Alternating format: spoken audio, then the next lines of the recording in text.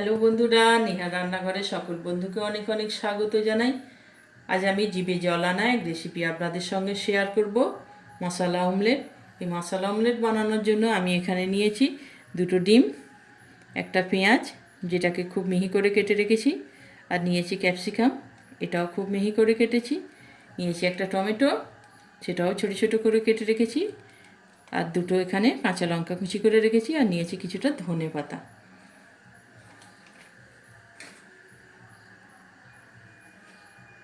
আর এখানে আমি একটা বোল নিয়ে নিয়েছি, বোলের মধ্যে এবার আমি ডিম দুটো ফাটিয়ে নেব।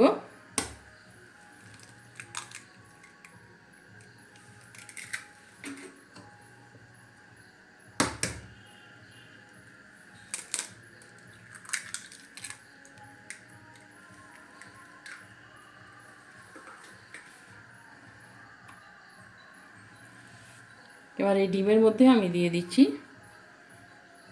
1 চা চামচ লবণ,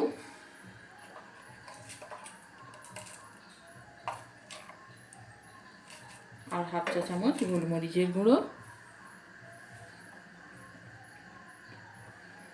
1/2 চা চামচ হলুদের গুঁড়ো, 1/2 চা চামচ লঙ্কার গুঁড়ো, 1/2 চা চামচ জিরে গুঁড়ো, আর দিয়ে দিচ্ছি 1/2 চা চামচ গরম মশলা পাউডার,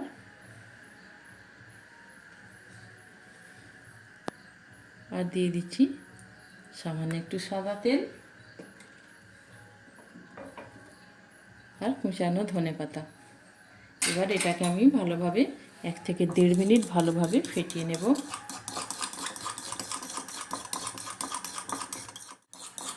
এবার আমি এর মধ্যে কেটে রাখা কাঁচা লঙ্কাগুলো দিয়ে দেব,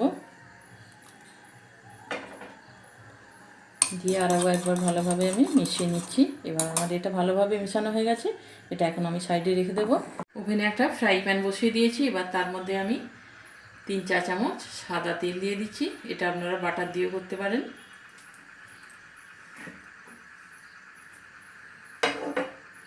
তেলটা ভালোভাবে গরম করে নেব। তেলটা এখানে গরম হয়ে গেছে, এবার আমি এর মধ্যে প্রথমে পেঁয়াজটা দিয়ে দিচ্ছি,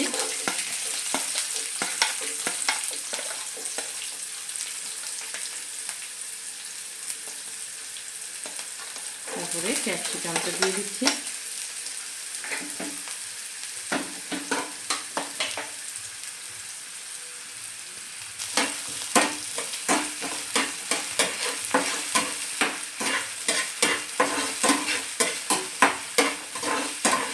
এটা হালকা করে আমি ভেজে নেব 1 থেকে 1.5 মিনিট।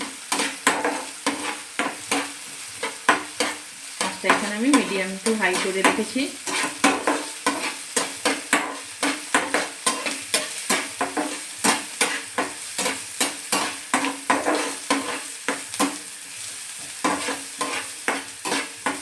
দেখুন এটা এবার আমার ভাজা হয়ে গেছে, এর মধ্যে এবার আমি টমেটো কুচিটা অ্যাড করে দিচ্ছি।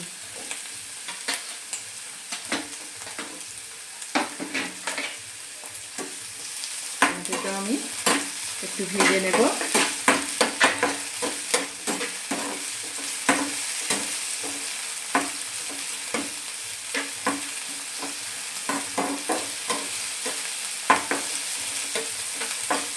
এটা আমার 1 থেকে 1.5 মিনিট ভাজা হয়ে গেছে, এর বেশি আর আমি ভাজবো না। এবার আমি ডিমের মিশ্রণটা এর মধ্যে ঢেলে দিচ্ছি।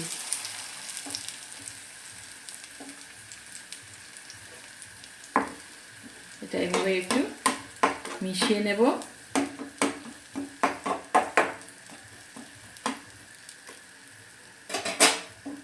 এবার আঁচটা আমি মিডিয়াম করে এটা আমি 2 মিনিট ঢাকা দিয়ে কুক করে নেব। ঢাকাটা আমি 2 মিনিট পর খুলে নিচ্ছি। দেখুন কতটা কালারফুল হয়েছে।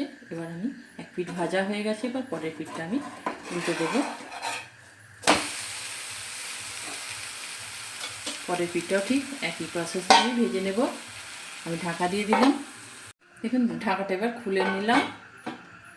2 পিঠই এখানে ভালোভাবে ভাজা হয়ে গেছে। এবার একটা প্লেট দিয়ে আমি এইভাবে ওপরে দিয়ে আমি প্যানটাকে উল্টে দিচ্ছি।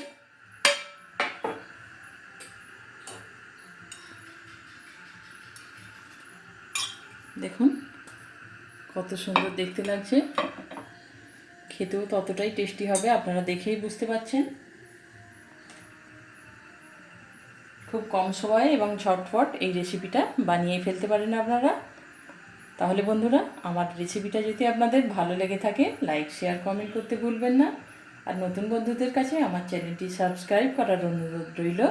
সকলে খুব ভালো থাকবেন। ধন্যবাদ।